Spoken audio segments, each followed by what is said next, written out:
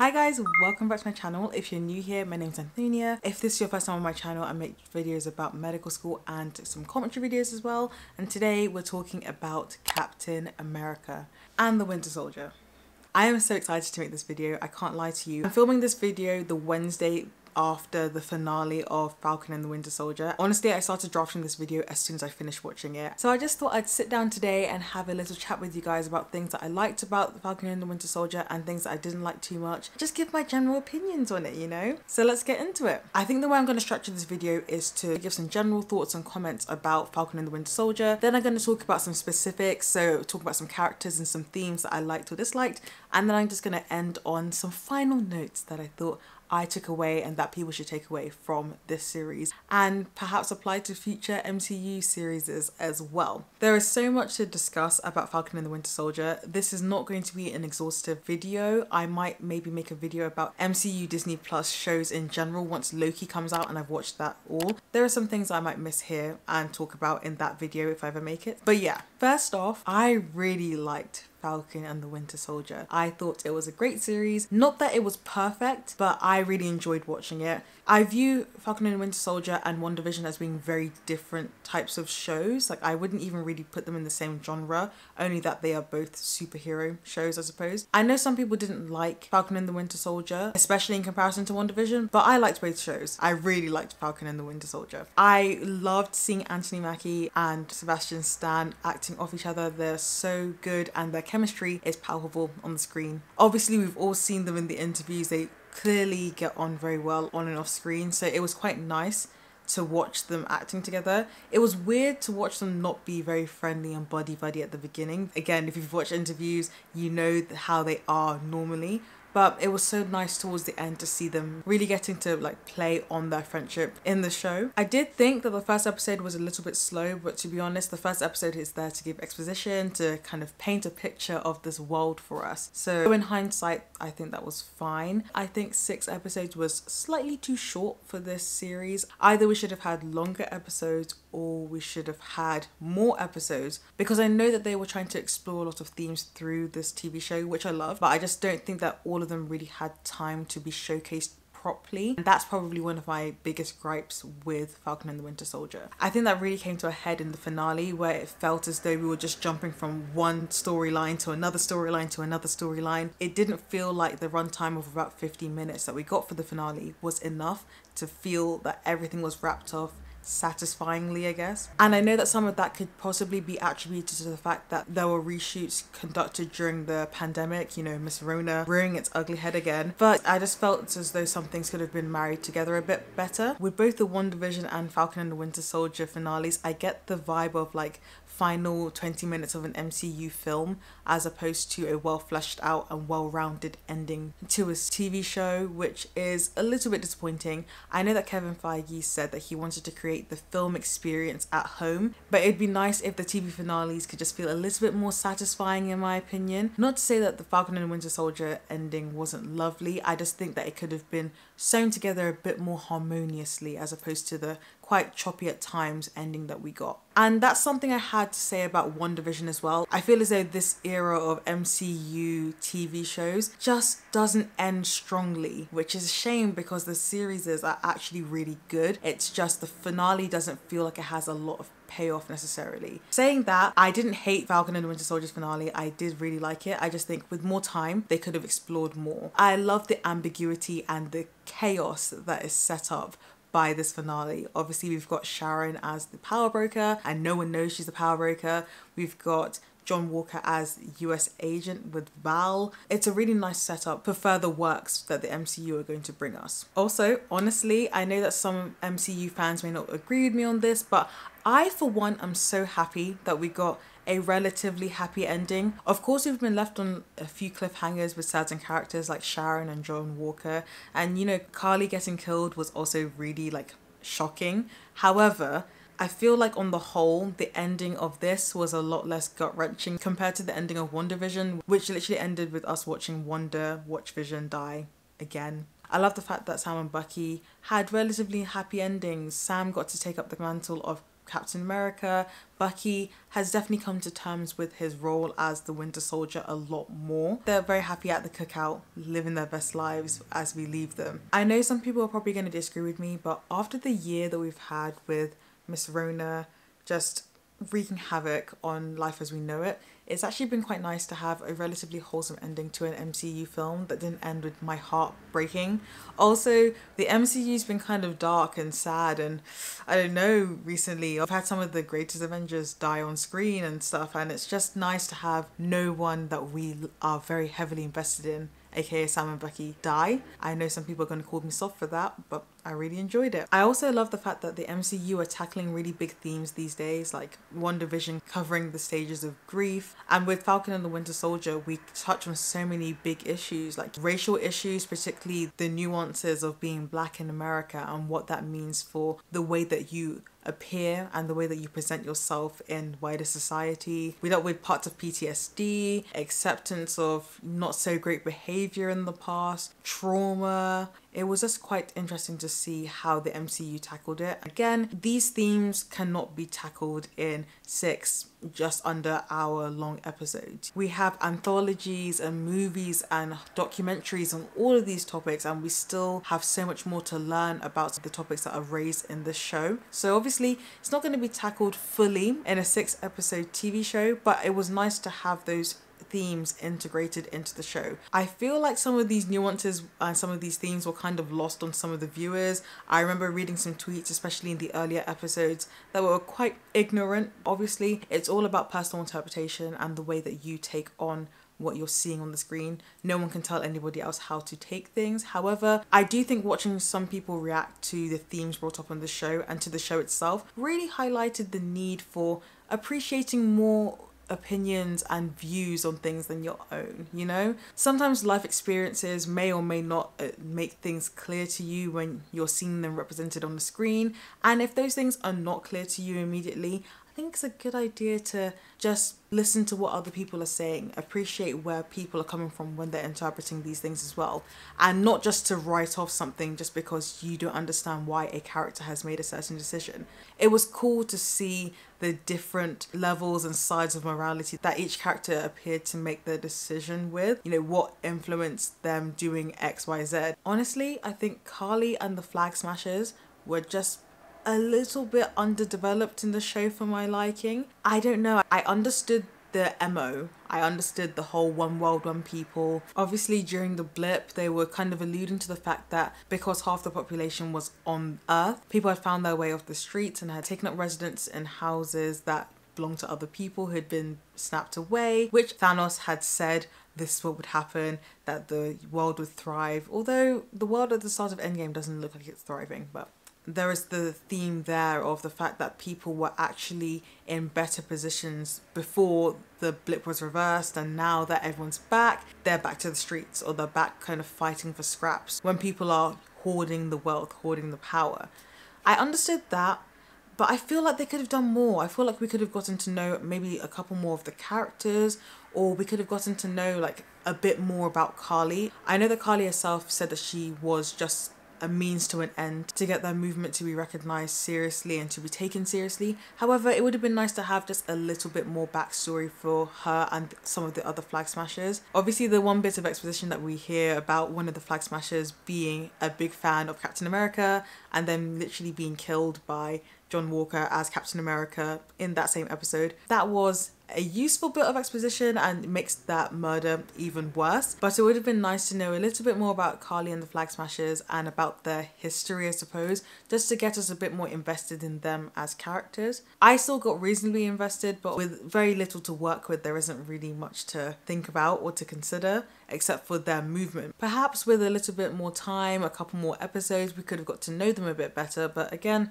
that wasn't the case with this series. So all I can say is, Marvel, please introduce us to characters a little bit better and give us time to really appreciate them. in your TV shows. Another annoying little thing, Bucky's therapist. Now, I know it's very obvious from the first couple of episodes that Bucky isn't really engaging with his therapy very well. However, from the few scenes that we see with Bucky and his therapist, it doesn't really seem like Bucky's therapist is fostering an environment where he would actually feel like sharing. Of course, you build a relationship with people by spending time with them, and if Bucky's missing sessions and things and not engaging properly, it must be quite hard.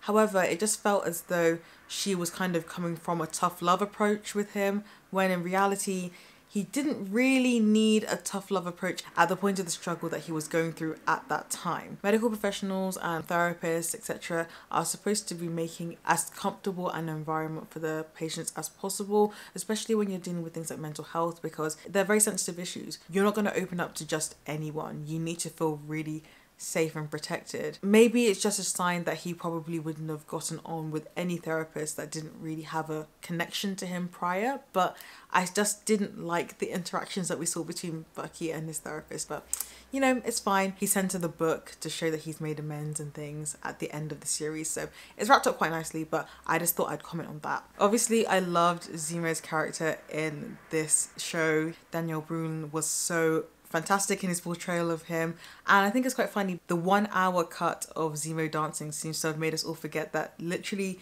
this man caused all the beef within the Avengers themselves, but also that his actions directly led to the events of Infinity War and Endgame. He might be dancing like a goofball, but this guy is really not our friend. I just thought it was so interesting to see his ideals of, you know, no more super soldiers playing out really to the bitter end, with his butler guy killing off the rest of the flag smashers at the end of the film, even though he was literally on the raft isolated from everyone else. That is a true ride or die, and I'm happy that the Wakandans captured him at the end, because we have to remember he literally killed T'Chaka. There has to be some kind of retribution for that. I'm sure people have said this, I'm so sure that I must have read this somewhere, but really I believe that if the character ain't dead in the MCU, they're coming back at some point. So I'd like to see how they integrate Zemo in to future MCU works, maybe Captain America 4, maybe something else. I'm excited for that, but I'm glad that there's some kind of punishment for, I don't know, just like causing so much crap to hit the fan. The introduction of Isaiah Bradley's character, I really liked. It helped to illustrate for people the turmoil that Sam was going through in this series. In the first episode where Sam gives the shield back to, you know, the government, whatever, I remember seeing people go to Reddit and Twitter just basically saying that Sam was ungrateful, that he didn't deserve to be Captain America because he didn't want it, blah blah blah. It was funny because my sister and I were watching Falcon and the Winter Soldier together, and when Sam gave back that shield, we knew what it was about. We got it immediately, but it was interesting to see how people didn't really understand that. It was nice to have a character like Isaiah Bradley, who had been through so much at the hand of the US government in the MCU, kind of properly paint that picture. The reasoning behind why a black man might be apprehensive to take on the role of Captain America,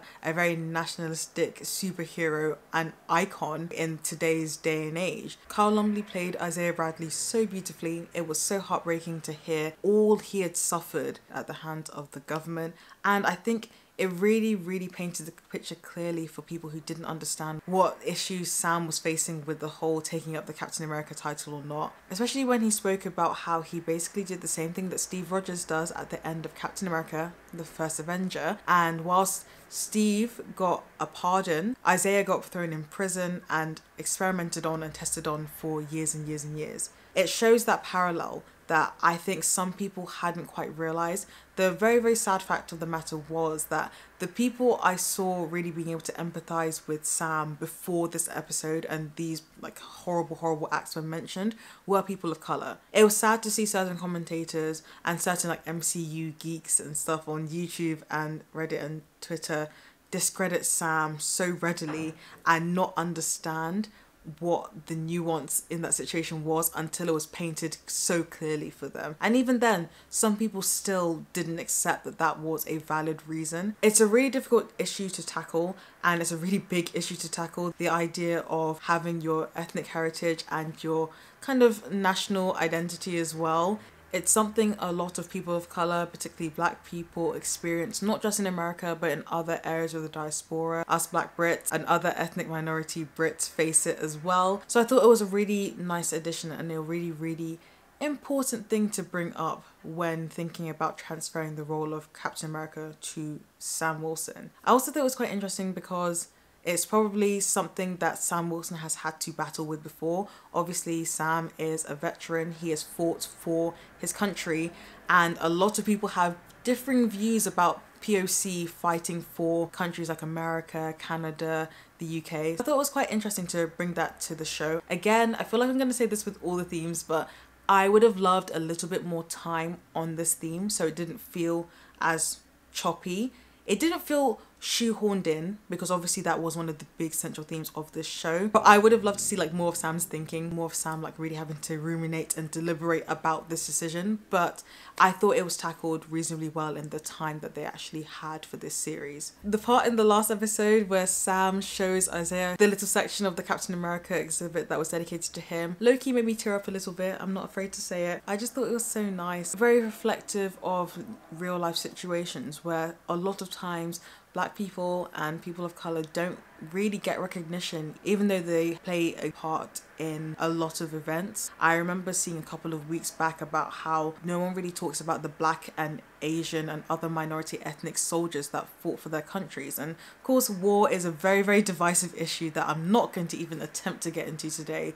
But the fact of the matter is, if their white counterparts can get recognition, it should follow that Black and other minority ethnic counterparts should get recognition as well, but a lot of times they don't. I know it's a small token, it was a small part of that episode, but it was really nice and quite heartwarming to see that and to see Isaiah's reaction to that, and even Eli's reaction to that as well. I liked Isaiah's comment to Sam in the final episode as well, talking about how he's special after he took on the Captain America mantle, because I really do believe it. Sam Wilson is special. He is consistently the only character that tries to advocate for minimal violence where possible. He didn't want to fight Carly. He wanted to have a sit down and talk to Carly and was constantly thwarted by John Walker, and just was really a pinnacle of trying to strive for the best outcome with the fewest amount of people getting hurt. It's a bittersweet sort of representation because it is annoying that a lot of the time Black people are seen as people that are supposed to rise above. They're supposed to stay calm in all situations, even when other people around them aren't. And I know a lot of people don't like the fact that this show seemed to be glorifying just being long-suffering and withstanding everything and taking it on the chin. But in my interpretation, I think that Sam sees his role in society as being someone to bridge the gap so that more people like him can get to achieve positions like he has gotten to. There was still a bit of controversy with some people thinking that he shouldn't have taken up the Captain America moniker, not in the show, but actually like on the internet and things. I just think that Sam is looking at it from a point of view that if he can use the role of Captain America to be something positive for people like him and just for everyone, that he will pave the way for people who look like him to achieve even greater things in the future. And I think that was really exemplified quite nicely by his speech. I personally really liked his speech at the end. Again, I know that some people didn't like it, but at the end of the day, I think it showed the kind of person that Sam is, that he wants to fight for change, but he wants to do it cautiously. Now, I don't think that this should be confused for him not wanting to stand up for what he believes in. I think that Sam's portrayed as more of a pacifist in this sense. I am very much a person that thinks that you need to fight for what you believe in. I've seen a lot of people saying that Sam was too harsh with the government officials at the end, saying that he was too lenient with the government officials at the end. I just think that he wants to try and affect change in a way that it will actually happen, as opposed to people just reaching loggerheads at all times. And yes, his methods might be a bit idealistic, but I think it will be quite interesting to see how that Earth represented in the MCU react to this. I've seen a couple of rumblings as well saying that, oh, Sam is the sort of person that would have made Rosa Parks take a cab, or he wouldn't have been in support of the BLM protests and things. I don't really think that's true at all. I just think that Sam is the sort of person that wants to handle these things as peacefully as possibly. And to be honest, that is in line with the BLM movement, and it is in line with what Rosa Parks was doing on that bus. None of the Black people in those situations threw the first punch or wanted things to escalate into violence. They were escalated into violence by things and powers out of their control. So I feel like that falls in line with what Sam Wilson's line of thinking actually is. He wants to affect change in a peaceful way, but at the end of the day, look how he took the shield from John Walker with Bucky. He will use a little bit of push and shove when it's needed. People don't like the costume. I'm a little bit hot and cold on it. On the whole, I like it. There are a couple of things I would change, but I'm not a seamstress. I'm not a costume designer. And as far as I know, his costume in Falcon and the Winter Soldier was comic book accurate, so you know, it's what the fans want, I suppose. It's also really nice to see Sam interacting with his sister and his nephews as well. I wanted to see more of them. I definitely want to see more of Sarah and the kids in Captain America 4 or wherever. It was so nice to see a dark-skinned woman on the screen, honestly. I just loved it. And it was also nice to see Bucky flirting with her as well. But you know, as a dark-skinned woman myself, I'm very used to just not seeing people who look like me in media. It's a small thing, it's a small casting choice, but it has a big effect on people who are not normally represented on TV. So I really liked it. I think that Anthony Mackie plays Sam Wilson so well. Someone said that it's like he's playing himself on screen, and I definitely think that there's a lot of Anthony Mackie infused into Sam Wilson, or at least the MCU portrayal of Sam Wilson. But personally, I really liked Sam Wilson's character progression, and I'm excited for Captain America 4 to see him really flex those wings. I'm excited to see what he does next. Moving on to Bucky, Sebastian Stan. I love the way that they tackled his acceptance of the fact that he did some horrible things as the Winter Soldier. I've already touched on it before that I don't think that his therapist was a good fit for him at the start of the show, and it was so lovely to see the scene in the forest with Sam and Bucky talking about Bucky actually making amends for all the murders that he committed as the Winter Soldier. It was really interesting to see how Bucky related Sam not taking the shield to his own ability to be able to change from how he was as the Winter Soldier, you know, making the remark that if you don't believe what Steve thought of you, then how can I believe what Steve thought of me? I thought it was quite a nice parallel to bring in, and it was really lovely to see Bucky work through this with Sam's help. It's nice to see how Bucky's outlook on actually making amends with the people that he's hurt through his actions had changed from the first episodes where he just thought bringing them to justice was the way to make amends, to the last episode where you can see him actually apologizing and taking a sort of ownership for his acts as the Winter Soldier, whilst also acknowledging the fact that, you know, he had been brainwashed, he was not in control, he did not kill the people that he killed out of his own volition. It really showed this path through from guilt and shame to a sort of acceptance, which allowed him to be able to give his book full of names back to the therapist by the end of the series. Just as I think for Anthony Mackie and Sam Wilson, I think Sebastian Stan is the perfect fit to play Bucky. He portrays him so well. It was really nice to see the action in Falcon and the Winter Soldier, but to also see the flip side of things, the more emotional and thoughtful side of things as well. Again, I'm looking forward to seeing Bucky in Captain America 4 as well. Also, I can't believe I forgot to say this, but I absolutely love the fact that Bucky ended up finding his place to belong and his, you know, family with Sam, Sarah and the kids after so long of not really having a place to fit in, literally being a man in a different generation to the one he was raised in. It's so nice to see him like at home with Sam and Sarah and the kids. And I want to see what else they do with this dynamic in the future. Hashtag release the Bucky Sarah edit. All in all, I thought Falcon and the Winter Soldier was beautiful. I really enjoyed watching it, and I'm so sad that it's over now. I think it just really needed more time for us to really get to explore the characters and the themes that were brought up, but in the time it had, it did quite well. I know allegedly there was a plot line that was actually taken out of the show because there wasn't enough time and they didn't think it was appropriate. We needed more episodes, or we needed longer episodes, just more time. And I feel like if I could say anything to the MCU, it would be give us more time with these characters. I don't necessarily want there to be a season 2 because I feel as though WandaVision and Falcon and the Winter Soldier are setting up for like other things in the MCU, other shows or other films. But I do think it's not possible to sometimes handle all of the different themes in the time that the MCU are allotting for them to be handled in with these TV shows. Also, as a little side note, Wyatt Russell, the guy who plays John Walker, plays him so well. So well. He brought forward this character that we all hated by the first couple of episodes and were all kind of strangely curious for and a bit confused by the last episode. I haven't had a chance to really get into his character in this video, but maybe in a future video I will. But people were talking about how he had played this role so well that he was legitimately receiving hate because John Walker was literally such a detestable character. Let's not do that, guys. Please. We're big boys and girls now. Like, we're too old for this. Please. No. And finally, I just feel like this show really highlights the fact that people need to be a lot more accepting of other points of view. A lot of people tried to dismiss this show really early on because they didn't understand the motives and the nuances behind some of the actions that the characters were taking. And I just feel like a lot of these things would be elucidated if you just listen to people who may have a different opinion or outlook or understanding of these characters' behaviors than you, because of, like, you know, racial issues, because of experiences with grief and trauma. I just want to see the kind of MCU theory, I don't know, world, I guess, be a bit more accepting of these things.